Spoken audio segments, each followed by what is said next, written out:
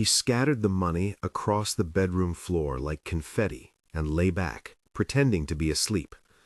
The bills caught the late afternoon light and made the hardwood glow, stacks here, a few loose ones there, a small spill near the bed where someone had dripped whiskey an hour before. Grant Weston watched from the doorway, more spectator than conspirator, eyes narrowed not by suspicion alone but by habit. His estate had a quiet record of missing things, watches, a few small sums slipped from drawers, a pattern that gnawed at him longer than a lost possession ever should. He'd tried reprimands, tighter locks, a new payroll schedule. Nothing settled the unease. So he designed a test, not a spectacle, a private experiment. Lyanna had arrived 2 weeks earlier. She carried only one small, battered suitcase and a worn Bible wrapped in a cloth. She was black, yes, the kind of detail people noticed and filed away in a second.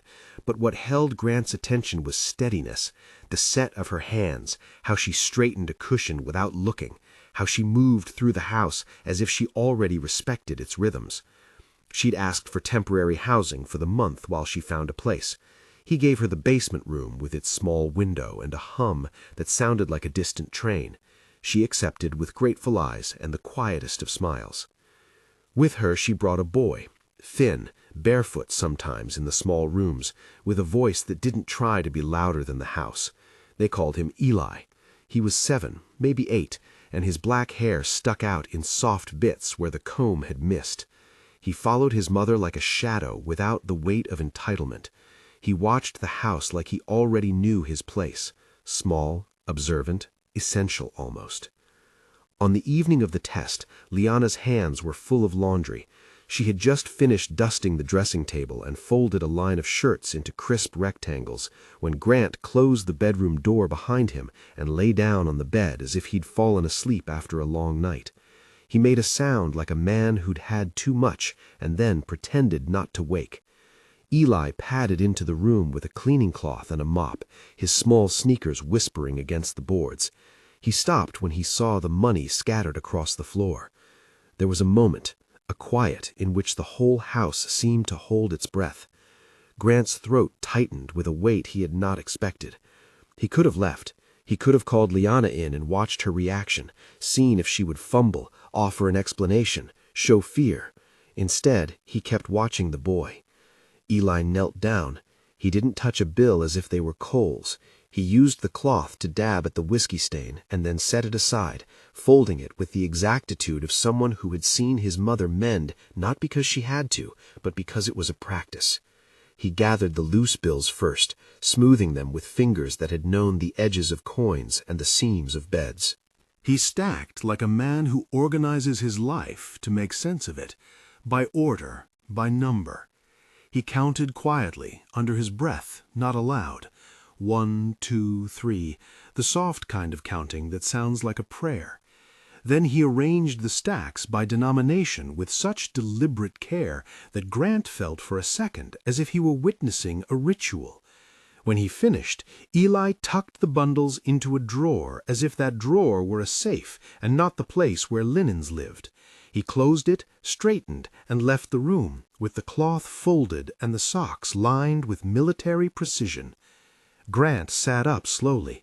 He could have risen then and announced a reward. He could have said something dramatic, caught in newfound paternal relief that his instincts had not been wrong. Instead, he walked down the stairs and found Lyanna at the sink folding rags.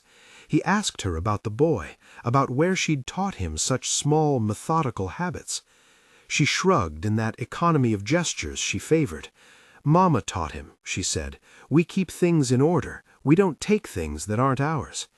Grant doubled her monthly pay without fanfare and moved them up from the basement to a modest cottage on the grounds, a little gray house with a porch and real sunlight.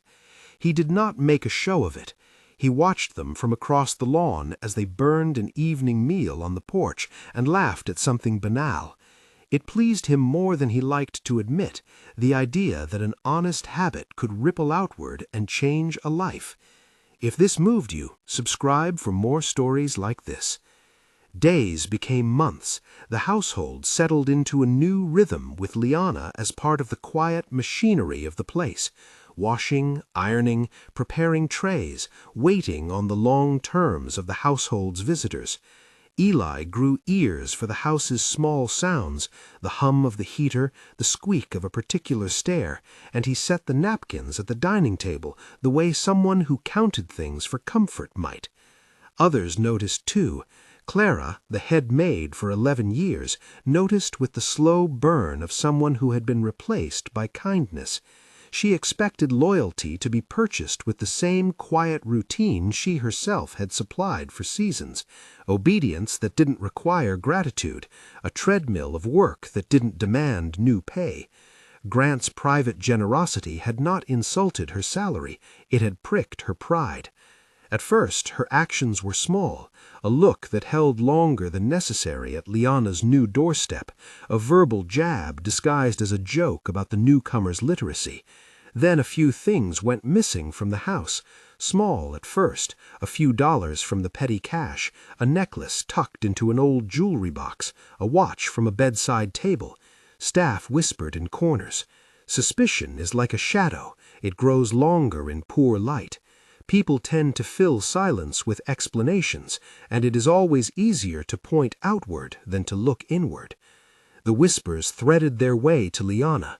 "You saw how she got moved up," a kitchen girl muttered. "No one lives here for free." The words landed on Lyanna like cold rain. She kept working. Eli still counted napkins, still folded towels with the same careful hands. But the murmurs gathered.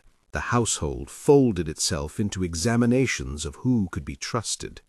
In these small, suffocating rooms, humanity often shrinks into caricature. A mislaid purse becomes evidence, a late step in the hall becomes proof. Grant listened to the gossip in the way a man who has lost things listens, like a map of where trust has already failed. He didn't confront Lyanna. He didn't need to. He had seen Eli, had watched a child choose order over opportunity. That memory lived in him like a light. Yet the missing items stacked up into a pattern that could not simply be ignored. So he did what his wealth allowed him to do without spectacle. He watched, not for revenge, for truth. There were cameras tucked in corners where they looked like vents, lenses that refracted light and then swallowed it. They were not meant to be instruments of torment. Grant had installed them after the first small thefts, more as an accounting measure than a trap. He viewed the footage on a screen with a patience that had the taste of inevitability. He rewound, froze frames, adjusted light. He was trying to see what the gossip could not prove. And the camera told a story in the blunt language of motion. Clara walked the halls at night with a basket, her gloves stained faintly with soap. She passed into rooms where others slept and came out with pockets fuller than when she entered. She lingered near drawers in a way the camera recorded plainly. One night she slipped a watch into a coat pocket with the same precise motion she had used to fold a shirt. The footage was clinical. There was no need to shout. Images do that, quietly strip away convenience. Grant did not act then. He gathered instead. He kept watching until a pattern emerged. The same glove, the same hesitancy at the parlor table, the same shadow under the headlamp when she returned from upstairs. She took not for need, she took for some strange, complicated version of entitlement, for a long-standing itch of resentment that had been fed for years by small slights and perceived slights. His own decision not to expose her at the first sign was his way of ensuring the truth could not be easily folded away by a plausible explanation. The house was a pressure cooker. Rumors hardened into near certainties. People began to point at Lyanna by default.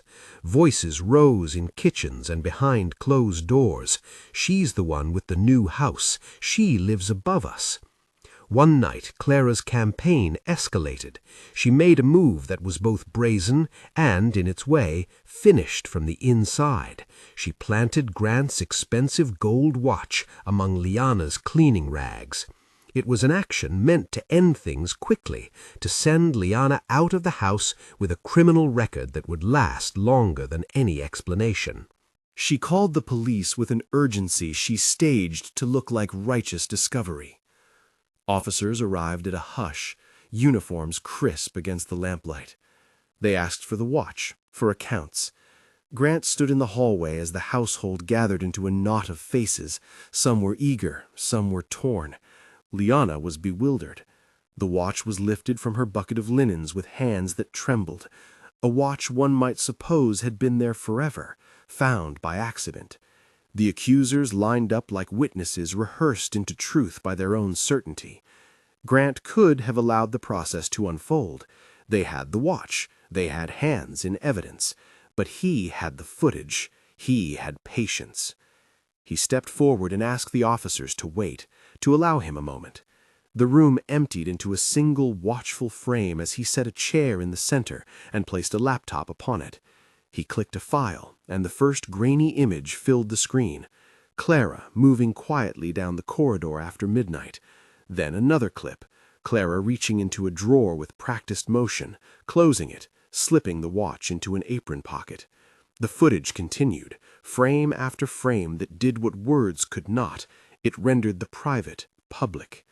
Gasps made a low noise, faces whitened.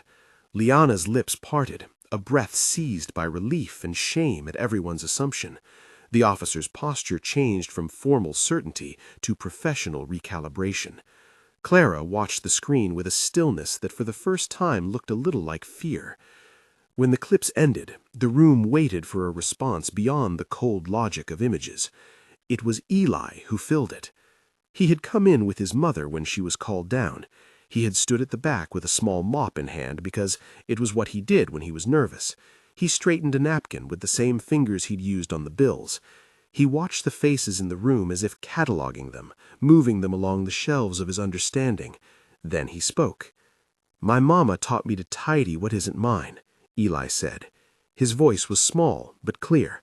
There was no performative scorn in it, no harshness, only a child's simple moral geometry. If something makes a loud noise when you move it, it's not yours to hide. The sentence landed with the precise weight of a bell. Grant felt something uncoil in his chest, a tenderness that startled him into silence. It wasn't dramatic, it wasn't a sermon. It was a calibration of the room's morality by the unadorned wisdom of a child.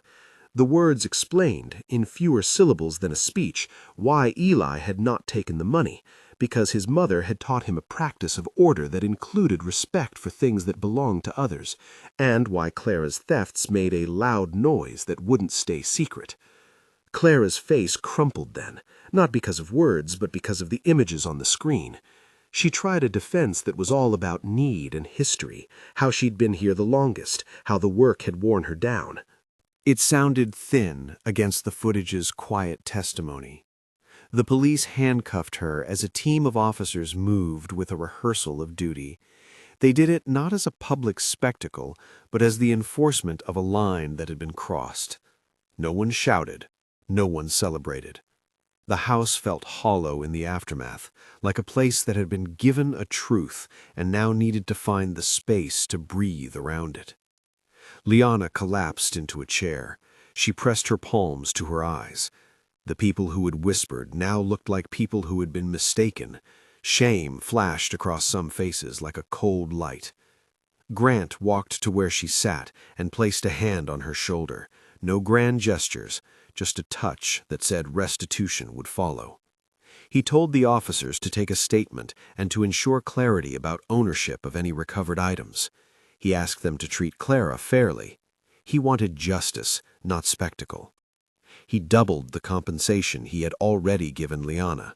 He signed a contract for permanent employment that included steady pay, official benefits, and a clause for housing that elevated them from every temporary shuffle. He paid for repairs to the small cottage until it matched the dignity they deserved. and he arranged for Eli a scholarship to a local school with a fund that would follow him through school. Small things he knew would matter. A desk that wasn't a door laid over 2 stools, a real pair of shoes that fit, a chance to be counted in a way that didn't depend on rumor. People left the great house that night and in the days that followed with different kinds of burdens, some with relief, others with regret. The rumor mill of the staff quieted. The household returned to a rhythm that no longer had to accommodate suspicion. Eli returned to his counting and his folding as if the world had proven itself to be orderly after all, a childhood lesson confirmed by adults. Grant walked the grounds alone once later that week. He thought of the small things that had been missing, the watch, the cash, the coerced accusations, and of how long it had taken him to trust the truth enough to reveal it. He recognized in Clara's thefts not just greed, but a story of a woman whose tenure at the house had calcified into entitlement and resentment. He did not delight in her downfall. He felt a private, sober sorrow for what the years had done to someone he had once depended on. Having patience had not been easy. Using cameras had felt like suspicion. But watching and waiting had spared Lyanna public humiliation and delivered accountability founded on evidence. The final image that stayed with him was not the footage played in the hallway, but Eli at the bedside months earlier, counting bills under his breath and setting them straight.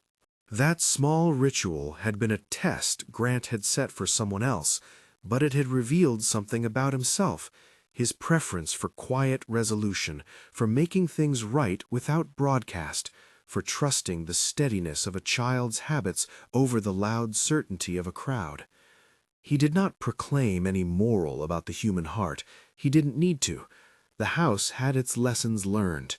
Gossip could wound as surely as theft. Dignity could be restored by practical means. A single honest act could circumscribe the truth long after a rumor had begun.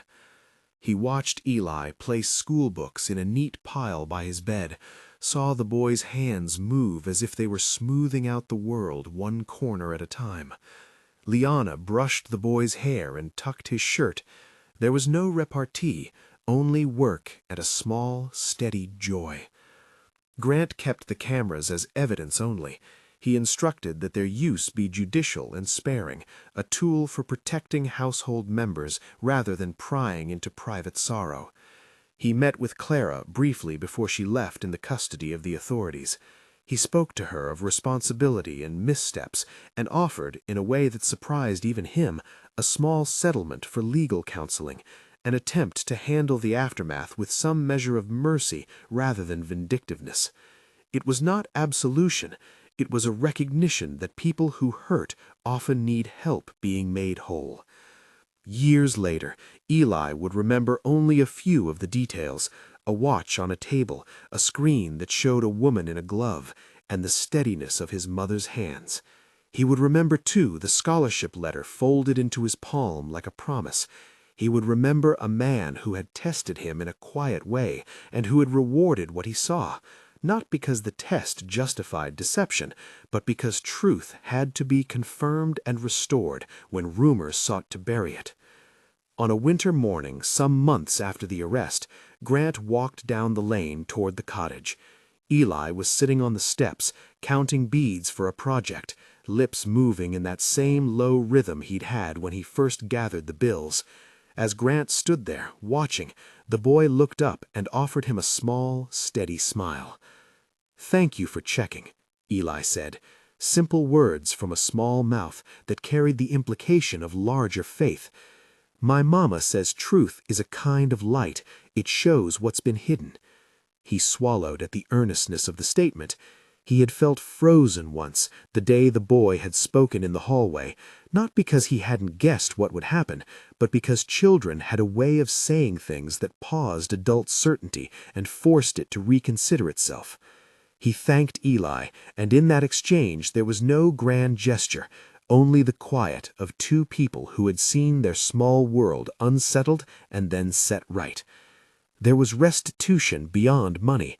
There was also the unglamorous work of rebuilding trust inside the staff, of encouraging conversations where accusation once had been easy. Grant instituted regular briefings where staff could voice concerns sensibly and with transparency. He insisted on better pay cycles and clearer records so that suspicion would not be fed by uncertainty.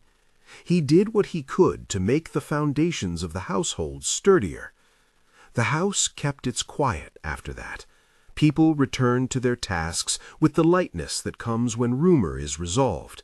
Fewer clenched jaws, more straightforward questions.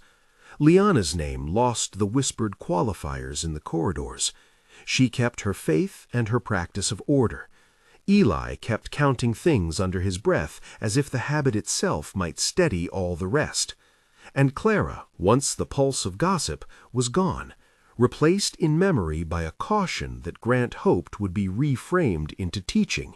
How loneliness and pride could warp a person into choices they'd not have made with help. In the end, Grant's action was not a triumphal display, but a small, private correction. He had pretended to sleep once to see what would happen. In return, he had learned how easily people will believe a story they want to be true, and how resilient small acts of integrity can be when given the space to breathe. He had been frozen not by guilty image, but by the raw honesty of a child who spoke a truth more clearly than anyone else in the room. When the day cleared and the light hit the estate in that honest, unscrutinized way afternoon light tends to do, Grant looked at the house and felt a strange relief. Things could still go wrong, people could still fail, but in a small cottage on his grounds, a mother and her son lived with the quiet dignity of order, and that was something he had learned to protect. If this story feels like a reminder you needed, share it with someone who could use a quiet lesson on patience, truth, and restoration.